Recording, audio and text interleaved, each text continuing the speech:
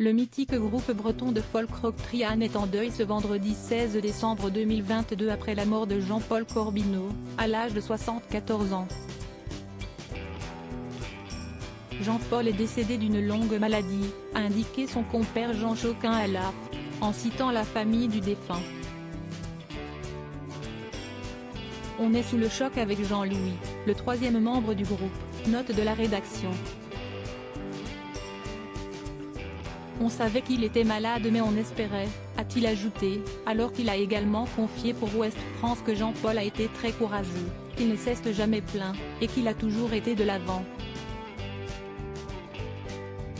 Le 11 septembre 2021, Trian faisait ses adieux au public à Nantes, avec son Ken à vautour, marquant ainsi la fin de quelques 1700 concerts proposés en un peu plus de 50 ans de scène. Une longévité exceptionnelle de la part de ces trois hommes qui ont largement contribué à populariser la musique bretonne avec des tubes comme La Jument de Michao ou Dans les prisons de Nantes. Les gens nous portaient. Ils étaient à la fois heureux et malheureux de nous voir partir et nous on était à la fois heureux et malheureux de leur dire au revoir, déclarait Jean-Paul Corbineau à l'époque, alors qu'il était déjà malade.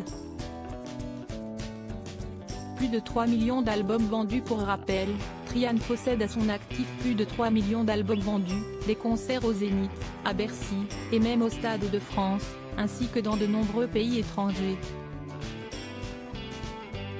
En France, ils ont battu le record de longévité des frères Jacques, célèbre quatuor vocal, actif de 1946 à 1982, composé d'André Bellec, Georges Bellec, François Soubeyran et Paul Touraine.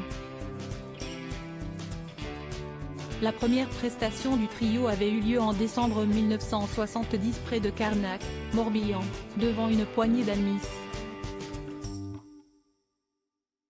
Jean-Paul Corbineau était alors acheteur pour un supermarché à Nantes, tandis que Jean Choquin était assistant administratif à la Compagnie Générale Transatlantique et Jean-Louis Jossic professeur d'histoire et de géographie.